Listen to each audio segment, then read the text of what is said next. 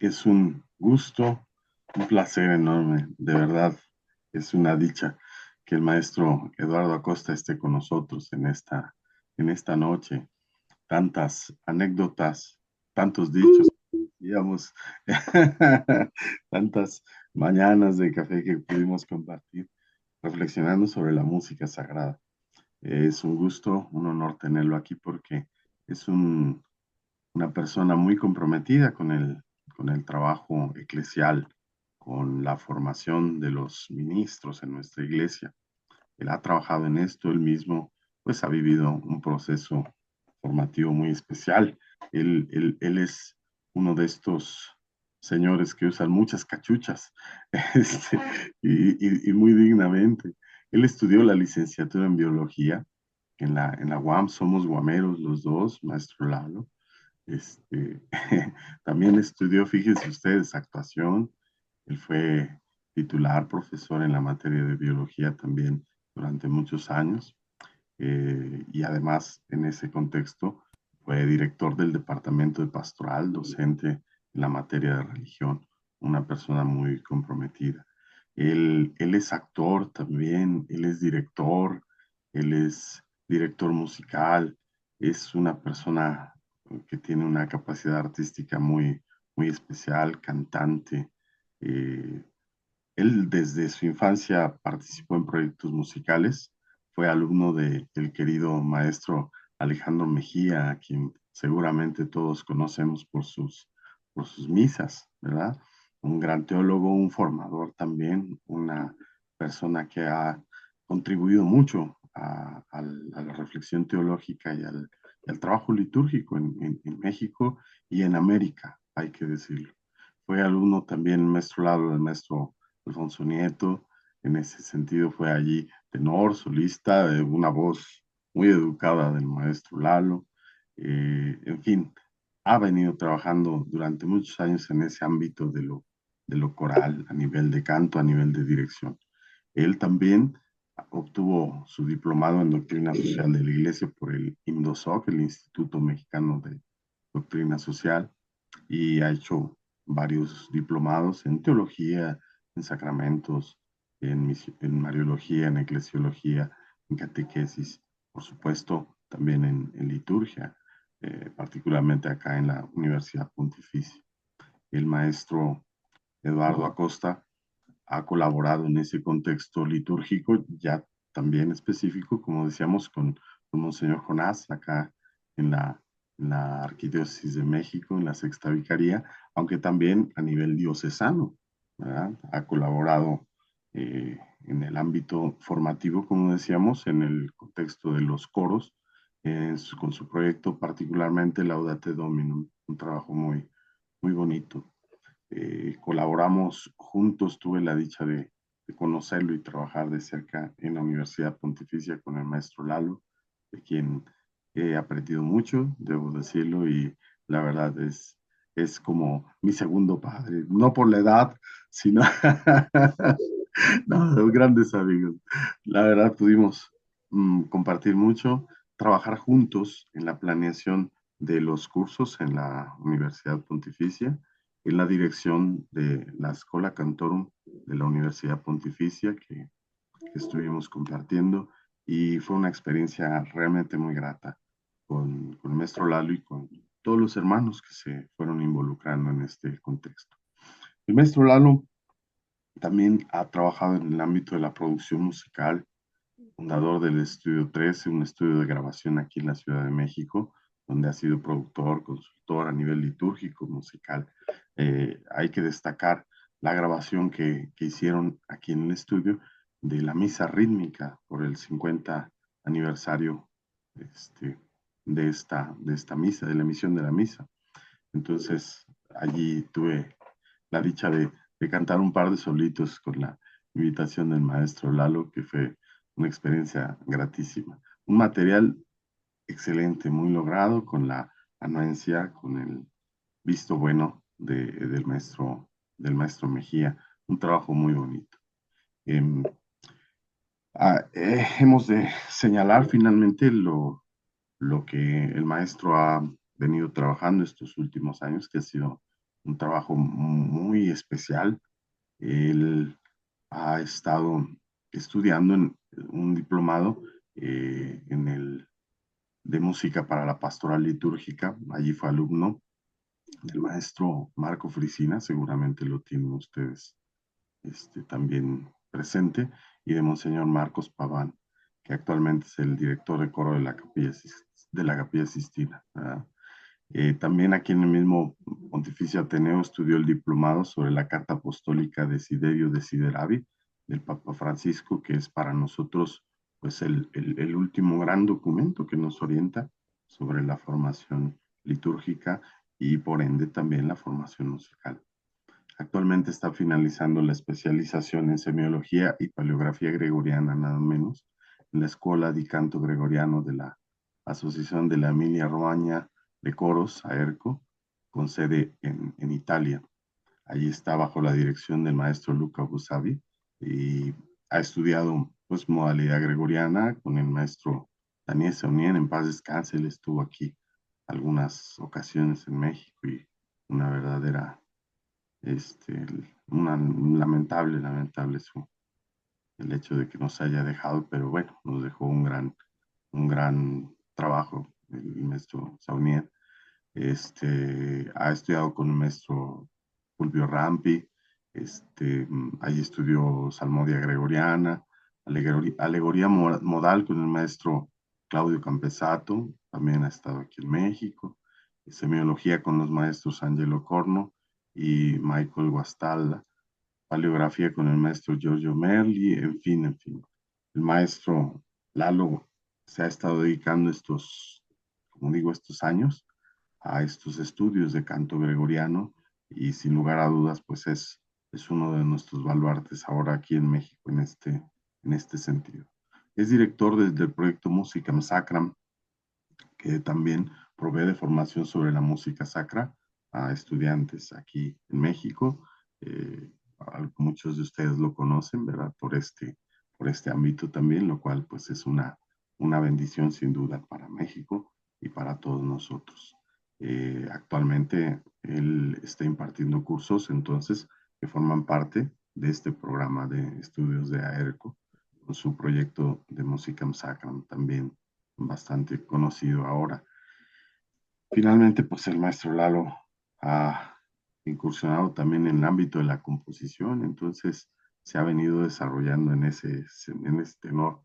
Yo tuve el gusto de estar en la Basílica recientemente, donde se está cantando precisamente los salmos responsoriales del maestro Lalo.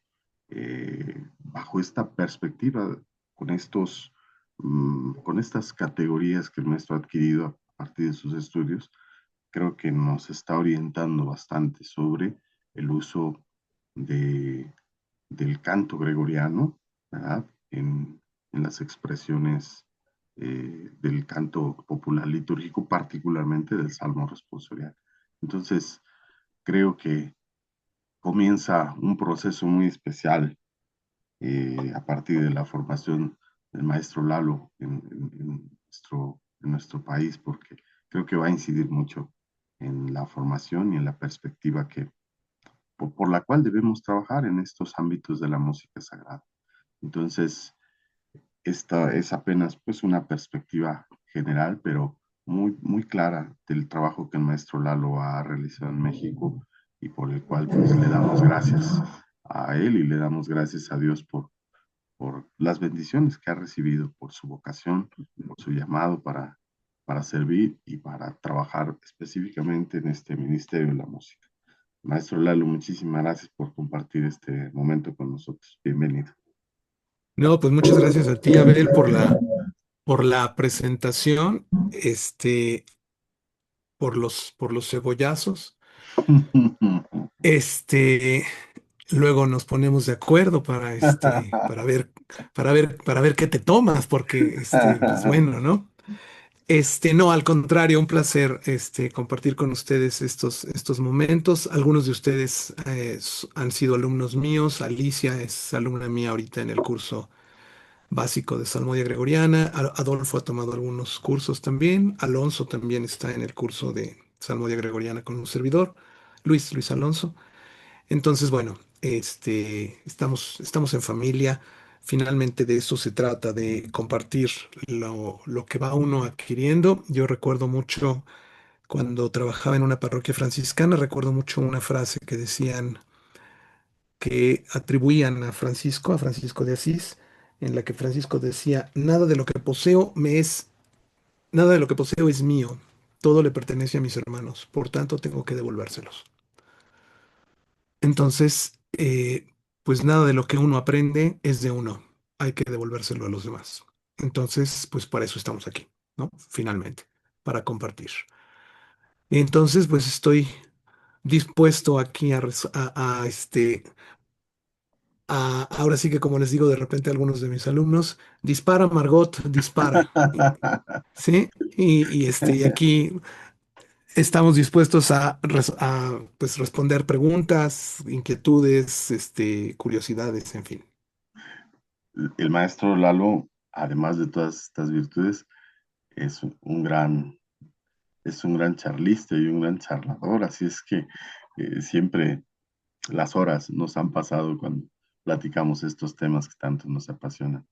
Pero en esta ocasión, en orden a lo que nosotros hemos venido trabajando sobre el ministerio musical, hay un terreno que es muy especial, que es el ámbito del ministerio del salmista.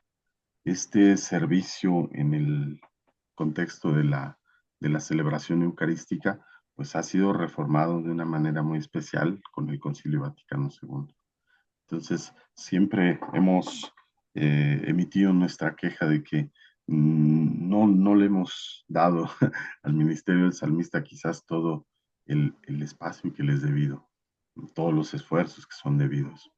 No tenemos, por ejemplo, un libro propiamente litúrgico para este ministro, no tenemos pues un manual para la formación del salmista.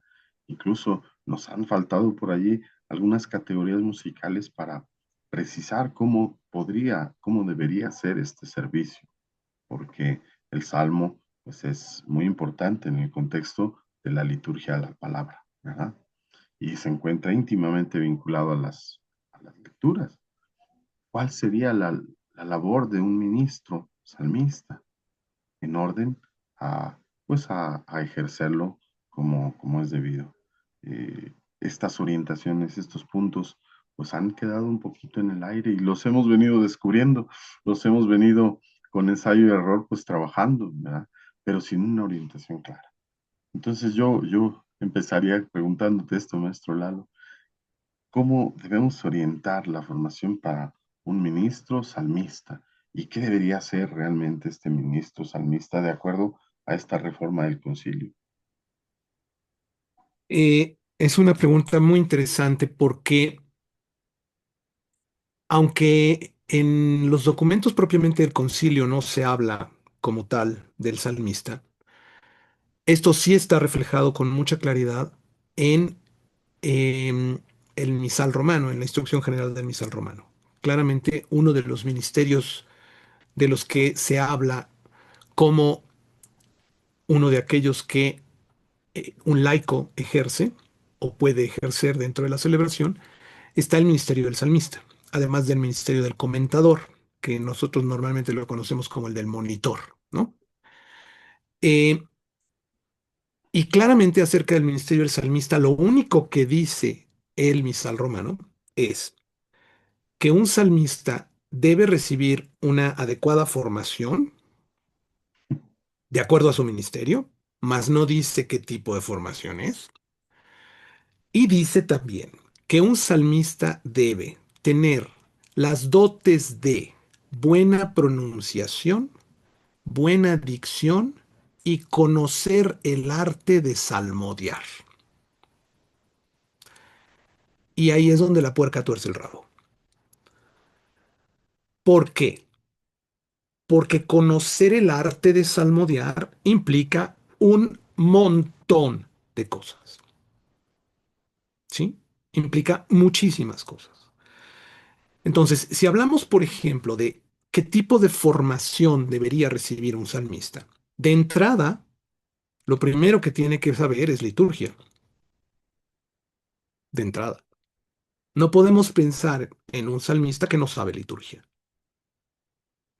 Entonces, un salmista tiene que conocer la liturgia, tiene que saber qué significa cada acción, cada signo, cada momento de la celebración, para poder entender entonces cuál es su función dentro de todo el conjunto de la celebración.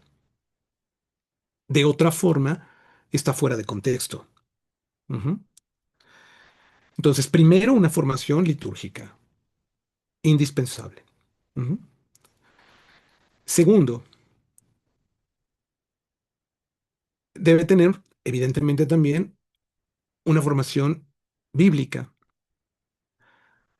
¿Por qué? Porque lo que va a cantar es palabra de Dios.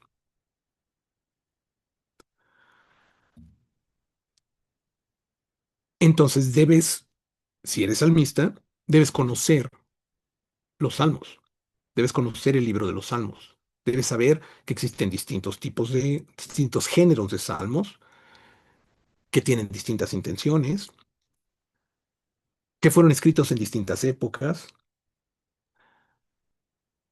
y que, por otro lado, dentro de la liturgia de la palabra cumplen con una función muy específica.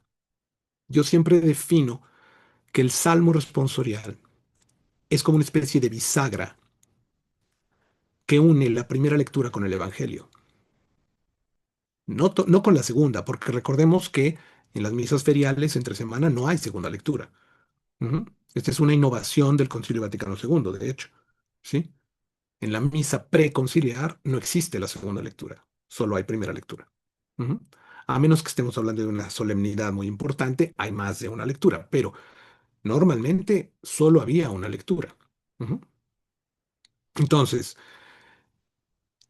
la función que ejerce el salmo responsorial, lo que hoy nosotros llamamos el salmo responsorial, que antes era el graduale en el repertorio gregoriano, el salmo responsorial tiene como función poner en relación la primera lectura con el Evangelio. Esa es la función. Ujú. Entonces, de pronto, y claramente también la instrucción general del misal romano nos dice que el salmo responsorial tiene como función que la asamblea medite sobre la lectura que acaba de escuchar y que además esa meditación le ayuda a abrirse para la escucha del Evangelio. Es una meditación entonces que debe versar sobre lo que escuchó en la primera lectura y que debe ayudarle a abrirse para escuchar el Evangelio. Ujú. Esto entonces implica, obviamente, también conocimiento bíblico acerca de los textos del Antiguo Testamento y acerca de los evangelios que vamos a leer. Entonces yo siempre por eso les digo a los salmistas que ellos lo que tienen que hacer es un ejercicio de lección divina a la hora de preparar el canto del salmo. Hay que hacer una lección divina basada en la primera lectura y basada en el evangelio y viendo cómo es que actúa en medio el salmo. Ujú. Entonces, esta idea que a veces nosotros tenemos de que con el salmo respondemos a la palabra de Dios, porque se llama salmo responsorial, es absoluta y totalmente errónea. No estamos respondiendo a nada, estamos meditando sobre la palabra. Y entonces, ¿por qué se llama responsorial? Por la forma musical que tiene, no porque sea una respuesta, sino porque está compuesta de un responsorio, que es lo que la asamblea repite, entre los distintos versículos del salmo que le corresponde cantar al salmista. Entonces se llama responsorial porque tiene una forma responsorial, no porque sea una respuesta. Entonces, ¿cuál es el elemento meditativo dentro del salmo responsorial? Ese responsorio que constantemente repetimos y que nos hace pensar sobre una misma idea, pero también lo que el salmista canta del versículo. Y entonces ahí entramos al otro aspecto de la formación, que es el canto. Ujú. Los salmos fueron escritos para ser cantados, no para ser leídos. Entonces, esto de tararirarararira, tarararararara, y luego, el Señor es mi pastor, nada me falta, porque no sé qué, no sé cuál era, tararirararararara. Todos, tarararararara, Dios de fe. Ujú. Es como una patada en el hígado para un servidor. Ujú. Es que, pues el misal dice que con que se cante la respuesta ya es suficiente. No, no dice que sea suficiente. Dice que al menos se cante la respuesta. Al menos. Y otros documentos de la Iglesia, por ejemplo, la Ordenación General de la Liturgia de las Horas, dice con claridad que cuando se recite un salmo, siempre debe tenerse en cuenta que su carácter musical, porque los salmos fueron hechos para ser cantados. De hecho, de ahí viene su nombre. En griego se llamaban salmoi. ¿Por qué? Porque eran, ¿qué significa la palabra salmoi? Significa cantos hechos para ser acompañados por el salterio. ¿Y el salterio qué era? Era una especie de pequeña arpa, que era el arpa judía, que se llama quinor. Ujú. Entonces, los salmos se cantaban acompañados del quinor, o sea, acompañados del salterio. Se cantaban desde siempre, desde la liturgia judía. Nosotros los hemos heredado de la liturgia judía, claramente. Ujú. Entonces, en cuanto a la formación musical, ahí es entonces en donde entramos en dos vertientes. Una, un poco ignota, o más bien de orígenes desconocidos, que es el hecho de que nosotros en Latinoamérica cantamos los salmos utilizando los tonos gregorianos, cosa que en Europa no se hace, ni a patadas. Si uno le pregunta a un monje de Santiago de Compostela que cómo le hace para acomodar los tonos gregorianos para los salmos responsoriales, te va a decir, ¿qué? Porque eso no lo hacen. Ujú. Nosotros, ¿de dónde sacamos eso? El otro día lo platicábamos el maestro Abel y yo. ¿De dónde sacamos eso de cantar los salmos usando los tonos gregorianos? ¿Quién sabe? Ujú. Pero bueno, lo hacemos. Ok, bueno, entonces hay que hacerlo bien. ¿Eso entonces qué significa? Eso entonces significa, uno, tener conocimientos al menos básicos de la teoría musical que está detrás del canto gregoriano, para entender por qué los tonos gregorianos son los que son. Dos, conocer los tonos gregorianos con todas sus variantes. Tres, conocer cómo se acomoda el texto al estereotipo del tono gregoriano. Ojo, fíjense que estoy utilizando la palabra tono gregoriano y no modo gregoriano, porque son cosas muy distintas. Lo que nosotros cantamos, lo que nosotros usamos para musicalizar los salmos, son tonos gregorianos y como tales son estereotipos. Esto es, son melodías fijas a las cuales se les adapta un texto, cosa muy distinta a lo que ocurre con un canto como tal, por ejemplo, un introitus del gregoriano, en el cual la música viste al texto. En otras palabras, el texto pide la música que debe ser utilizada. En el Salmo responsorial eso no ocurre.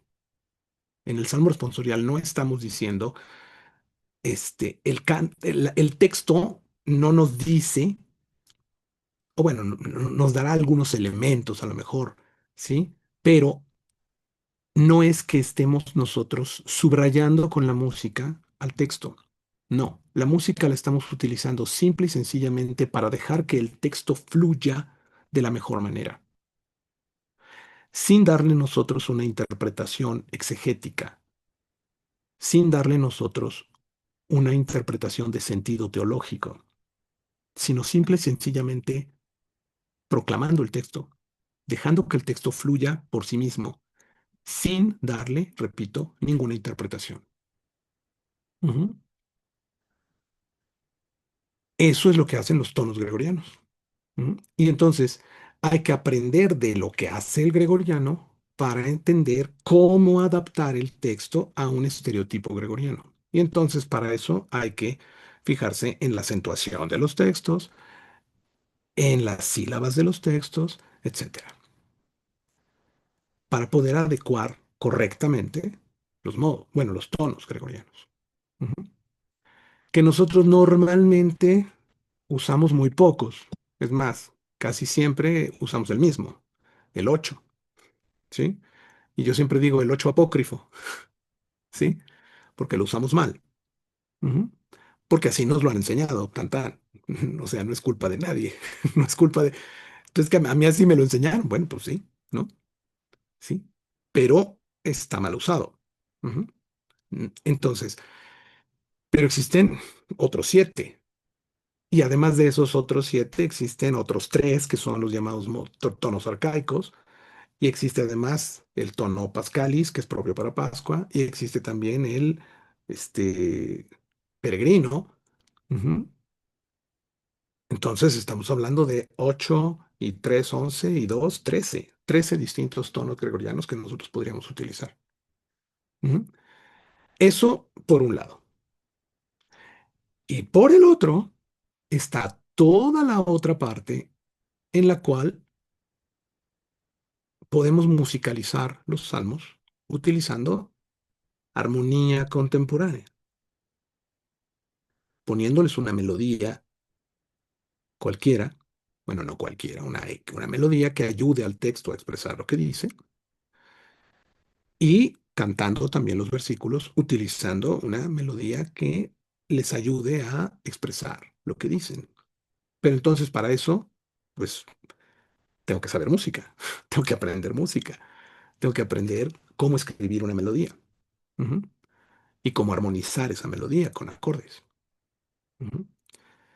Esa sería entonces toda la parte musical, ¿sí? Entonces, por un lado está lo litúrgico, por el otro lado está lo bíblico, por el otro lado estaría la parte espiritual de cada persona que tiene que fomentar su espiritualidad interna para tener claro qué es un ministerio, etcétera. Y por el otro lado está toda la parte musical. Entonces, si nos damos cuenta, es un ministerio que requiere de una preparación muy vasta, muy profunda, y que desafortunadamente en nuestro país, y no solo en nuestro país, en toda Latinoamérica, ujú, porque tengo algunos alumnos de Chile y de Colombia que me dicen, es que esto ni pensarlo en mi país. Ujú. Entonces, no nada más estamos nosotros en esa situación, todo el continente está así. Ujú. Y me atrevería a decir que incluso Estados Unidos está así, ujú, porque tengo algunos conocidos por allá. Ujú.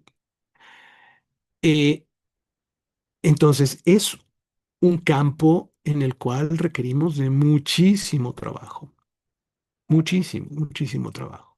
Ujú. Porque si no, corremos el riesgo de que una parte que es fundamental dentro de la liturgia de la palabra pierda la fuerza que debe tener. Ujú. En el canto gregoriano, por ejemplo, esto no ocurre. ¿Por qué? Porque el lugar que nosotros en nuestra liturgia actual ocupa el salmo responsorial, en el canto gregoriano lo ocupa un canto que se llama graduale. Y el graduale es uno de los cantos más complicados de cantar dentro del repertorio gregoriano y solo lo canta un solista, no lo canta toda la escola. Ujú. ¿Por qué? Precisamente porque es complicado. ¿Y por qué es complicado? Porque implica precisamente toda una meditación profunda y exegética sobre el texto que se está cantando. La intención ahí entonces no es que la gente cante, la intención es que la gente medite a través de escuchar lo que está siendo interpretado. Entonces, esa parte queda perfectamente cubierta en el repertorio gregoriano. Ujú. Queda un poco encuerada en nuestra liturgia actual, porque al salmo no se le ha dado la importancia que tiene. Fin del rollo. Amplísima esta necesidad de una formación para el salmista y un ministerio justamente pues tan necesario, ¿no? En efecto se realiza, ¿no? En efecto se realiza con las, con los recursos que se tiene, pues con las propuestas que se han venido haciendo a lo largo de los años, ¿verdad? Pero pues sí, con todas estas necesidades, maestro Lalo, ¿no? Sabemos que tú has trabajado estos últimos años justamente en este sentido, ¿no? Yo sé que tú has valorado mucho en tu reflexión, en tu trabajo, el repertorio gregoriano como algo que, primero, que es propio de la liturgia latina y segundo, que de algún modo, pues es la base también para los géneros siguientes, para la polifonía, para la música de órgano en su sentido melódico y armónico, y, e incluso para la música vernácula, para la música en nuestra lengua, ¿no? Entonces, maestro Lalo, ¿cuál sería el valor entonces de la expresión gregoriana, del canto gregoriano, digamos, para nosotros que estamos pues comenzando a formarnos quizás en ese terreno, para nosotros que ejercemos ya un ministerio en la liturgia y que quizás no tenemos las categorías para, o para la escucha, o para la oración, o para incluso poder cantarlo, ¿ah? ¿Cómo abordarlo? ¿Cómo poder um, gustarlo y cómo asumirlo entonces en nuestro servicio? Eh, el canto gregoriano, como bien decías, Abel, es el canto propio de la liturgia romana. Ahora, ¿por qué le llamamos el canto propio de la liturgia romana? Pues porque se ha cantado en la liturgia romana desde el siglo VI. Pero no solo por eso, porque entonces diríamos, ah, pues es que es por derecho de antigüedad. No, no, no es por eso. Es porque el canto gregoriano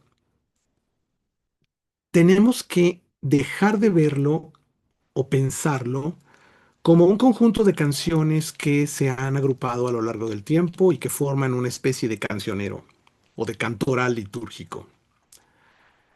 No es así, el canto gregoriano es un proyecto unitario en sí mismo. Así como en la Sagrada Escritura hay constantes referencias entre un libro y otro, constantes señalamientos entre un texto y otro, ¿sí? Por ejemplo, pongo un ejemplo muy simple. Cuando nosotros escuchamos la pasión de nuestro Señor Jesucristo, escuchamos claramente que el Señor en algún momento, dependiendo del Evangelio, dice, Eloí, Eloí, lema sabactani. Dios mío, ¿por qué me has abandonado? ¿No? Ajá, ok. Y todo mundo nos vamos con la finta, ¿no? Ah, sí, es que el pobre de nuestro Señor Jesucristo se sentía abandonado por Dios en ese momento. Falso. Esas palabras son las primeras palabras del Salmo 21, que es un salmo de esperanza en el Señor. Si ustedes quieren saber qué estaba pensando Jesucristo en la cruz, lean el Salmo 21 completo. Ujú. Ahí claramente hay una referencia a un libro del Antiguo Testamento, a un salmo, ¿sí? Uno de mis maestros decía, es como estas pinturas de la Edad Media en el que de pronto vemos a personajes que están con un dedito haciendo así y que están señalando hacia algún lado. Ujú. ese texto, Eloí, Eloí, lema sabactani, claramente está señalando al Salmo 21, que es el salmo en el que se describe a el siervo sufriente. Ujú. Han taladrado mis manos y mis pies, se pueden contar todos mis huesos, se reparten entre sí mis vestiduras, las echan a suertes, ¿sí? Todo eso está en el Salmo 21. Ujú. Me rodea una jauría de perros. Ujú. Bueno, así como en la Sagrada Escritura existen estas referencias continuas, lo mismo ocurre en el canto gregoriano. Hay de pronto motivos musicales, ajá, en los cuales claramente se está señalando hacia otra parte. Por ejemplo, en el canto de entrada de el primer domingo de Cuaresma, primer domingo de Cuaresma, ujú, el texto que dice, me invocará y yo lo escucharé, ¿sí? Lo libraré y lo glorificaré, le daré larga vida. Ujú. En la palabra glorificaré, glorificabo eum en latín, hay una fórmula melódica que los estudiosos le llaman el motivo pascual. Es una fórmula de 7 notitas que se encuentra en todos los cánticos de la vigilia pascual. Entonces, claramente, en el primer domingo de Cuaresma, en el canto de entrada del primer domingo de Cuaresma, hay una serie de notas musicales que nos están diciendo, no, no, no, no, no te distraigas. ¿Hacia dónde tienes que mirar durante toda la Cuaresma? Hacia la Pascua, mi amigo.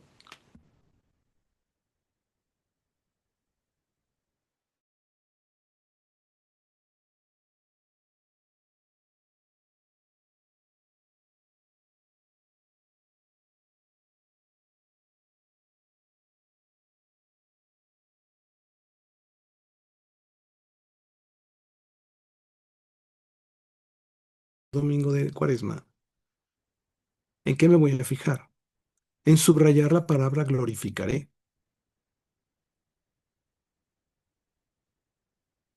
Y entonces, por ejemplo, podría yo cantar, me invocará y yo lo escucharé, lo libraré y lo glorificaré, le daré larga vida. Me invocará y yo lo escucharé, lo libraré y lo glorificaré, le daré larga vida.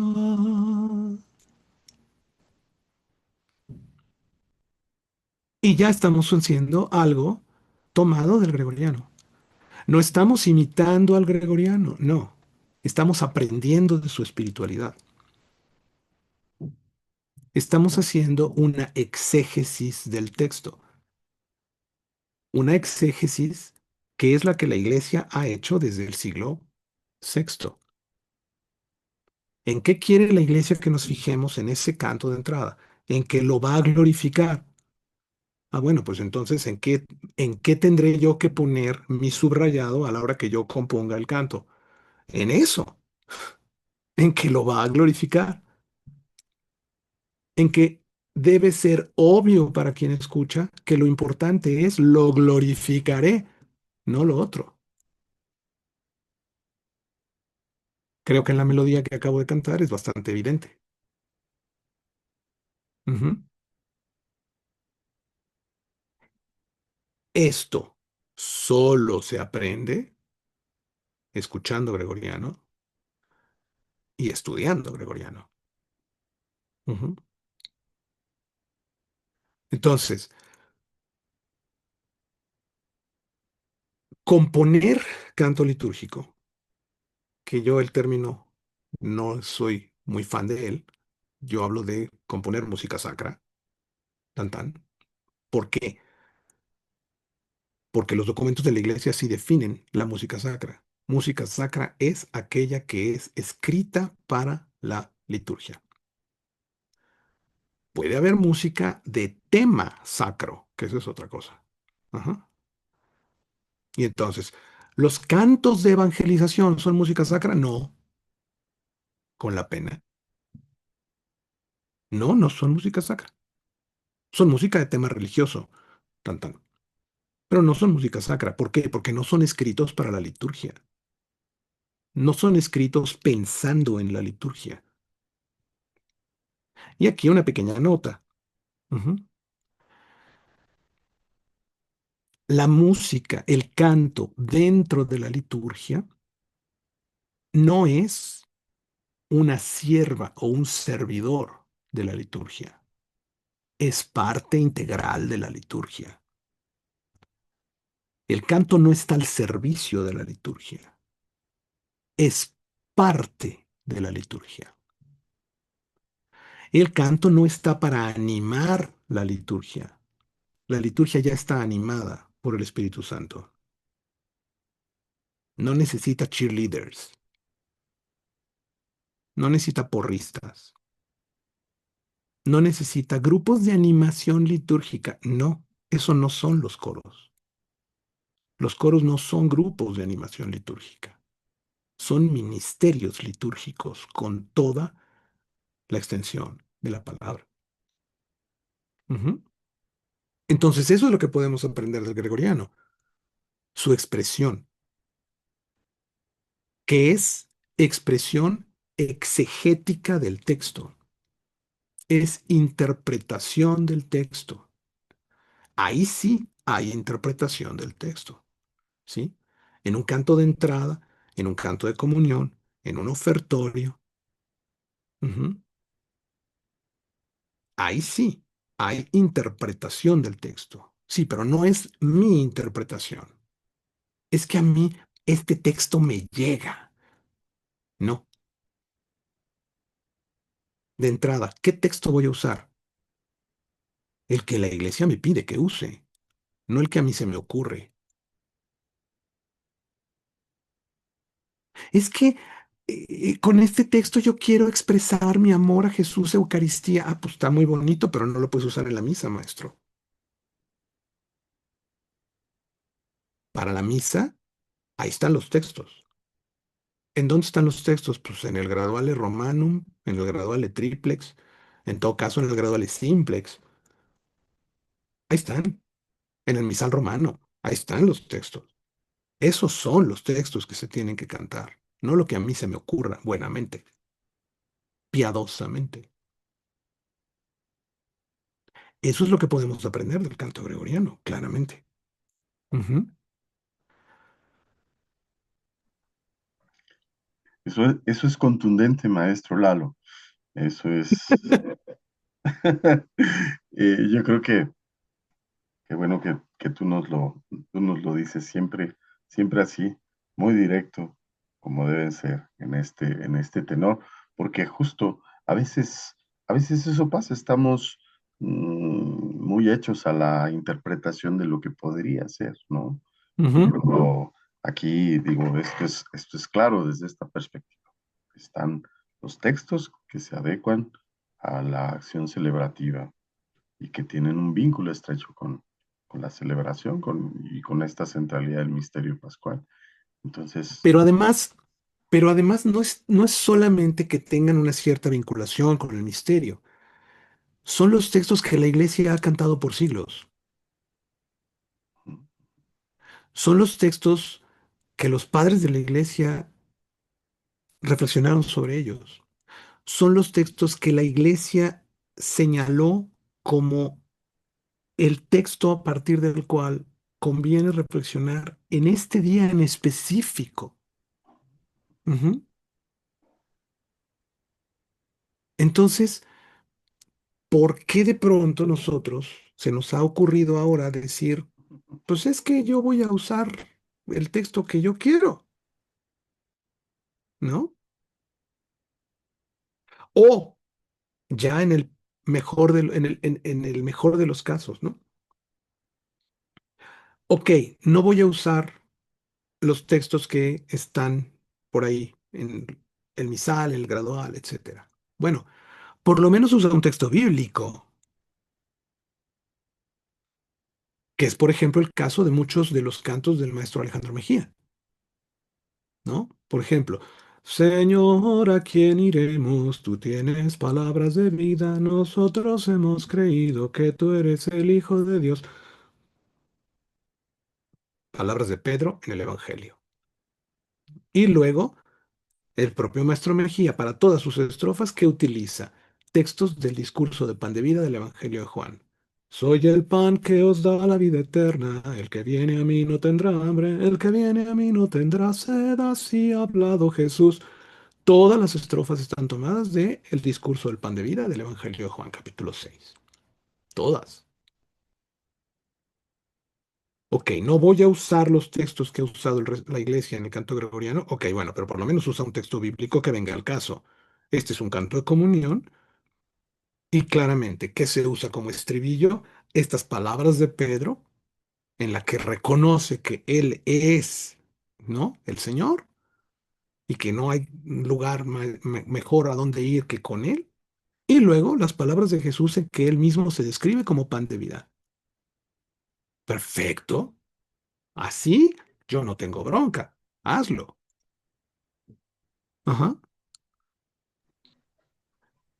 Pero me pongo a ponerle yo de mi cosecha, pues entonces, ahora sí que, ¿y a ti qué jabón te patrocina? Bueno, la instrucción dice, bueno, si no se puede todo eso, bueno, entonces usa el Salmo 33. Gustad y ved qué Por bueno es el Señor. Gustad y ved qué Ah. bueno es el Señor, que además es el texto que se usó durante muchos siglos como canto de comunión. No se cantaba otra cosa más que eso. Gustad y ved qué bueno es el Señor. Durante siglos se usó eso.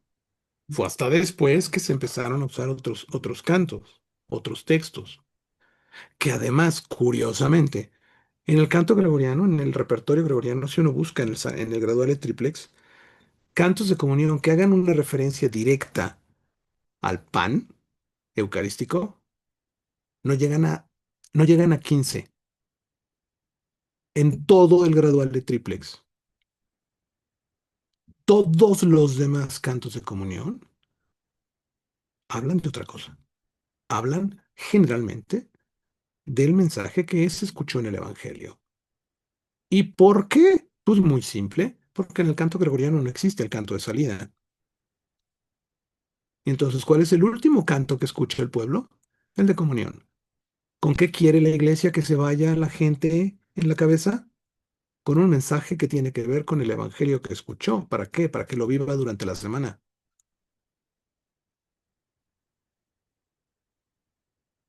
Otra cosa que podemos aprenderle al canto gregoriano. ¿Queremos un canto de comunión adecuado? Búscale que tenga que ver con el evangelio. Estas, estas reflexiones, así seguramente nos hacen despertar muchas ideas, muchas preguntas. Así es que yo los invito a que ahorita que está así la cosa, échele, pregúntele, maestro Lalo, Sí, sí, ahorita sí, que por brotó favor. eso. Adelante, por favor, si gustan, sin temor ni temblor, adelante. Y Adolfo nada más se ríe. Ya te veo animado, Adolfo, échale. Sí, bueno, es que, por ejemplo, los que medio degustamos todo especie, pues se le puede decir conocimiento de qué es lo que se debe de hacer, ¿no? De usar las antífonas, de hacer la liturgia pues más digna, vamos a decirlo así. Este, pero traemos atrás el peso, ya sabemos todos de los sacerdotes, sobre todo es que cántame un canto eucarístico, que hable de la Eucaristía, en el ofertorio que hable del pan y del vino, cuando sabemos que pues no necesariamente tiene que ser así, ¿no? Entonces, Es más, perdón que oye, te sí, sí, sí. interrumpa. En el canto gregoriano, los ofertorios nunca hablan de las especies eucarísticas. Jamás. Sí, lo que usted comenta que el canto en sí mismo, por su complejidad, los ofertorios son el mismo ofrecimiento, ¿no? Ujú. Este, y ese tipo de cosas, pues, porque sí, o sea, yo sé que un canto eucarístico puede llegar a ser solemne, muy adecuado, apropiado, pero no nos va a llegar no nos va a hacer profundizar lo que leímos ni lo que escuchamos en el Evangelio. Entonces ahí es donde, híjole, se nos complica los coros, pues. Pues sí, Y ya ni hablemos de los cantos de entrada, ¿no? pues sí. Sí, adelante, Rosario. Yo ahorita que he estado escuchando todo esto, yo entré a este curso porque yo estaba en un coro en la iglesia y estoy en escuela de pastoral. Entonces yo al escuchar los cantos ya no me checaba lo que yo oía con lo que aprendí en escuela de pastoral, con lo que veía en la iglesia. Ahora que he estado revisando las semanas del curso, esta segunda semana que nos ponen varios ejemplos, y ve analizándolos poco a poco cada uno de los ejemplos y ve en qué idioma están y la forma musical y todo esto, ¿no?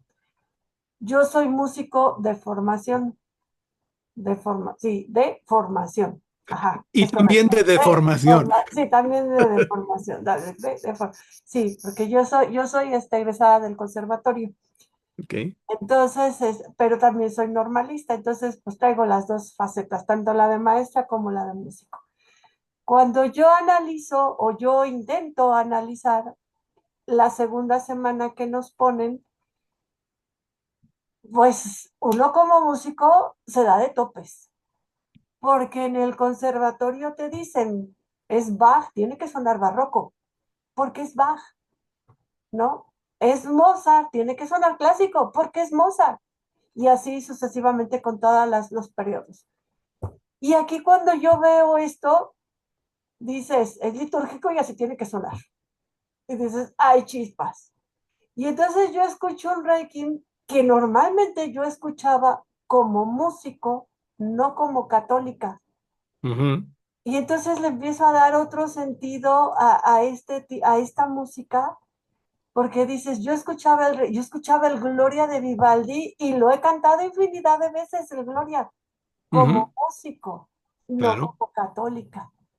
Y entonces ahí viene un choque para mí, viene un choque así tremendo entre soy músico y soy católica, porque Ujú. entonces esta música que yo escuchaba como músico y que yo decía, wow, qué maravilloso, qué increíble, ¿no? Pero no, ahora hay que darle otra connotación como católica.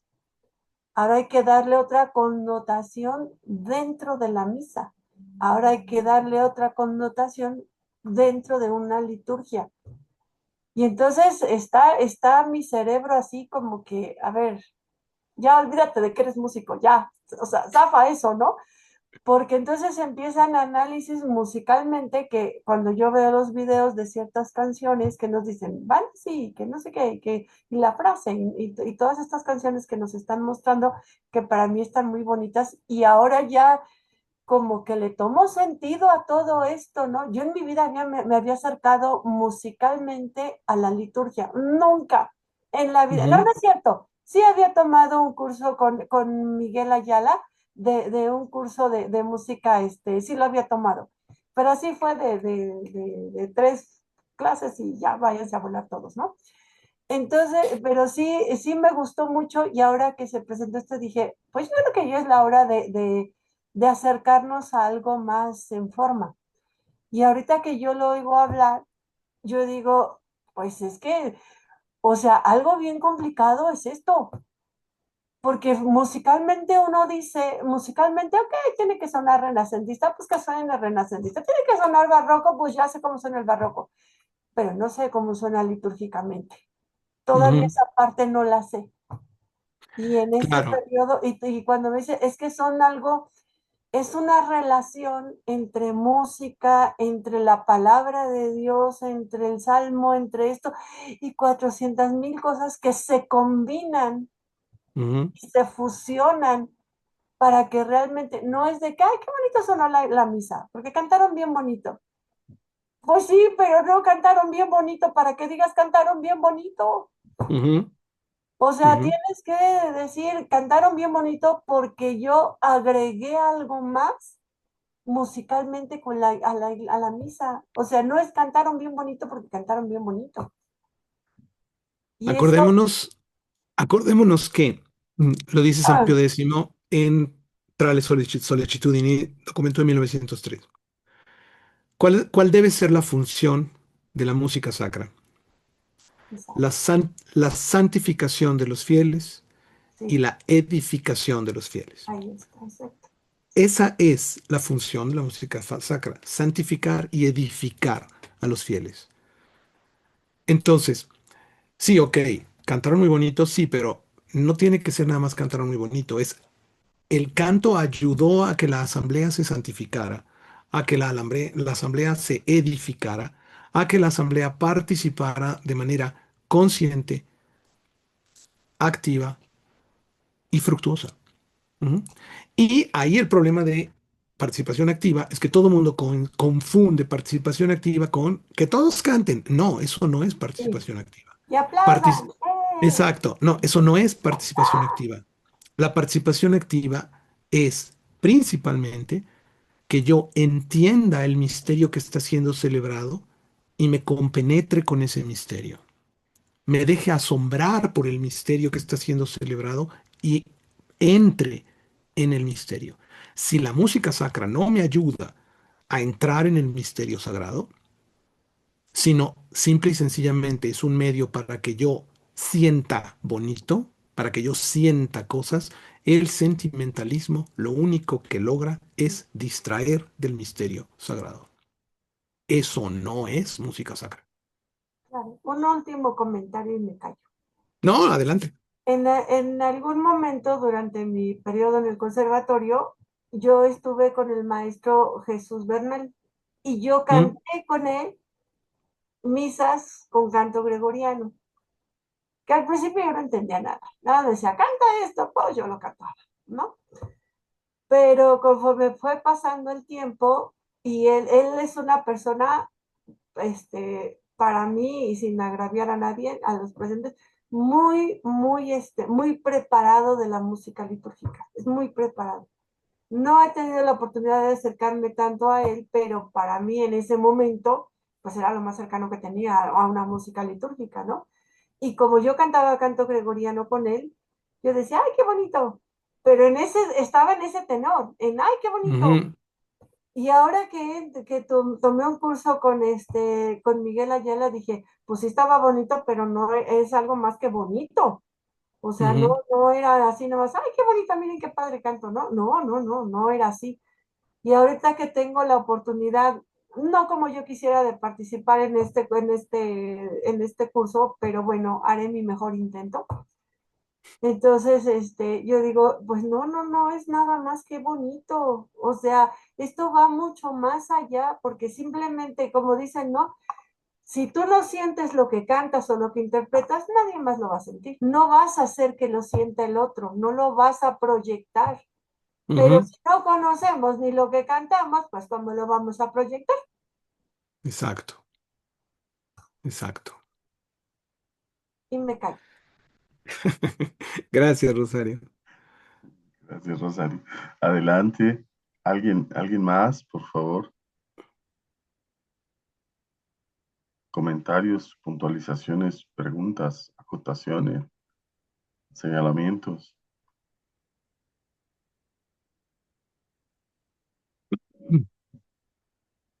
Esto que nos comenta el maestro Lalo es algo muy especial porque realmente pocas veces tenemos oportunidad pues, de entender este vínculo que existe entre estos géneros del canto litúrgico, que es gregoriano, la polifonía, la música de órgano, el canto popular en nuestra lengua. Pero ciertamente, pues todos ellos forman parte de esta expresión del canto litúrgico. ¿Verdad? Entonces, los utilizamos y es preciso, como el maestro Lalo nos señala, tener una formación, conciencia de lo que estamos haciendo respecto de cada uno de estos géneros, de cómo lo interpretamos, de cuál es la razón por la que lo hacemos, de ese vínculo que existe estrechamente con la liturgia y de esta condición por la cual servimos como un ministerio en este contexto litúrgico. Les Entonces, pido les pido un segundito, voy a levantarme un momento, pero los estoy escuchando. sí, maestro. Entonces, muy especial esta reflexión que el maestro Lalo nos hace. Yo les comentaba al inicio, esto pues es algo que debimos haber hecho con el concilio, ¿verdad? Después del concilio Vaticano para cimentar esta conciencia del ministerio del salmista y de todas estas aristas en orden a la formación de un salmista, ¿verdad? Como ministro de la iglesia, como fiel que sirve en el contexto litúrgico, como cantor, como músico, ¿verdad? Y ciertamente también, pues, como alguien que participa en la liturgia, con este sentido, entonces, de participar litúrgicamente adecuadamente. Entonces, pues es un, es un honor tener al maestro Lalo que tiene todas estas cosas aquí eh, a la mano, ¿verdad? Así es que, pues aprovechémoslo unos minutitos más. ¿Alguna pregunta más? Maestro, ¿alguna orientación que quieras hacernos a partir de todo esto? Pues no, simplemente pues invitarles, ¿no? A a acercarse al canto gregoriano. Por ahí se pueden acercar al sitio nuestro de Musicam Sacram, www.musicamsacram.com. Ahí continuamente estamos ofreciendo algunas cuestiones. Ofrecemos cursos a los que yo llamo cursos monográficos, que son cursos para acercarse a la espiritualidad de ciertos tiempos litúrgicos a través del canto gregoriano, ¿no? Entonces, por ejemplo, tenemos un curso que es la espiritualidad del Adviento a través del canto gregoriano, la espiritualidad de la Cuaresma a través del canto gregoriano, la Pascua y las solemnidades del Señor a través del canto gregoriano, ¿no? Maestro Lalo, perdón, Dime, adelante, adelante. eh, y pronto haremos por ahí un curso más que es el repertorio del ordinario de la misa en el canto gregoriano, para entender las formas de los distintos cantos del ordinario, etcétera. Y bueno, si alguien ya quiere después, si alguien quiere profundizar en el canto gregoriano, pues están los cursos que damos con AERCO, ¿no? Que es el curso de introducción al canto gregoriano, semiología gregoriana, paleografía gregoriana, etcétera, ¿no? Que esos ya son cursos, evidentemente, ya de un nivel mucho más profundo, ¿no?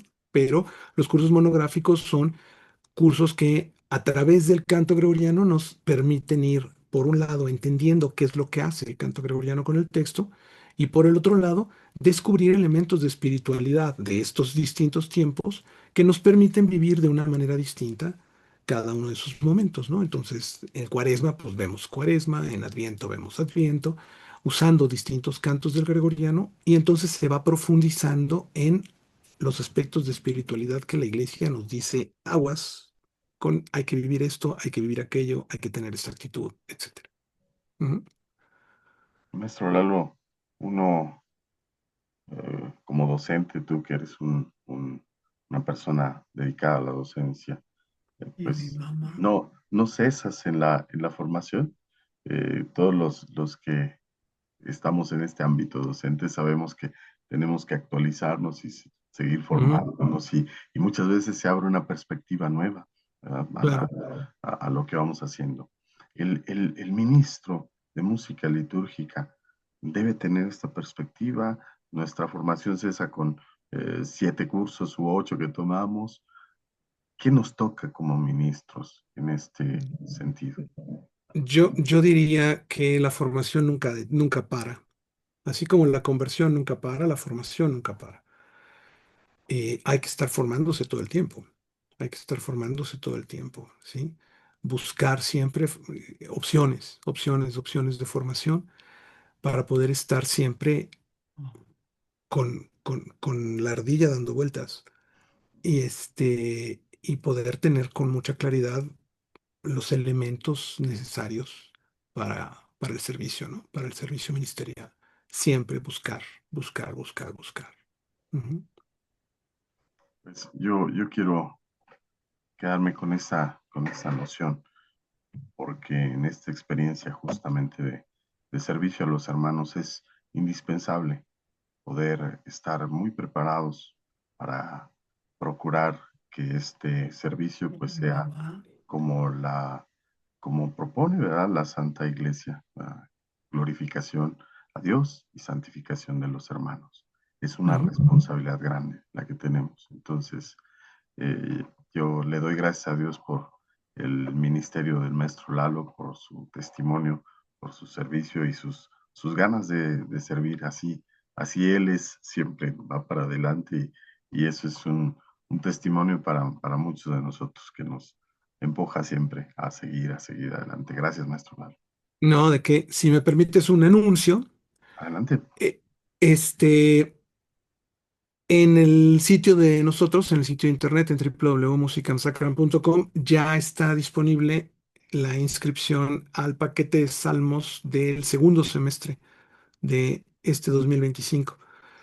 Son los salmos, por un lado, con los tonos gregorianos y por el otro con la musicalización que un servidor ha compuesto para los salmos. Entonces, si a alguien le interesa tener acceso a ese material, pueden inscribirse, ahí están los costos en el sitio de internet y cada semana les llega a su correo el archivo tanto en PDF como en MP3 con los salmos para que puedan estudiarlos y puedan interpretarlos en sus parroquias. Como decías, ya por ahí afortunadamente en Basílica de Guadalupe se están interpretando algunas de las semanas. También en la Catedral de Celaya se están interpretando también ya y en algunas otras comunidades parroquiales. Entonces, bueno, pues si les interesa utilizar este material en sus comunidades, pues ahí está para que puedan empezar a utilizarlo, ¿no? Que es un esfuerzo que estamos haciendo para tratar de ayudar a los salmistas a tener materiales más dignos con los cuales poder ejercer su ministerio. Pues si tú nos permites, maestro Lalo, compartiremos esta reflexión que nos has hecho en redes para que llegue a otros hermanos también, además de nuestros cursos. Y si nos Claro, permite también, pues dar esta información de los cursos que tú tienes, subirlos también a las redes. Si por tú, supuesto, claro que sí. no, pues muchas Claro, gracias. ¿no? Pues ¿De qué?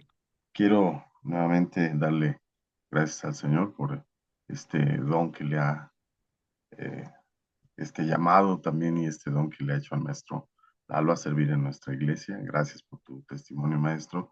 Hemos tenido aquí varios hermanos que la verdad nos motivan mucho en nuestro trabajo por su servicio, por su entrega.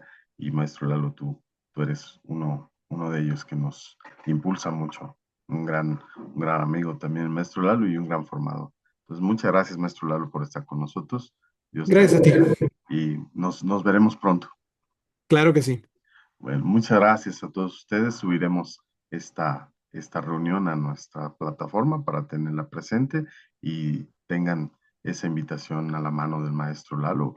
Es una buena oportunidad tener los salmos para nuestras comunidades. Muchas gracias. Dios les bendiga. Gracias a ti. Muchísimas gracias por todo. Gracias, maestro Lalo. Gracias, buenas noches. Buenas noches. Buenas Gracias. noches, muchas gracias. Gracias. Buenas noches. Gracias a Buenas noches. ustedes.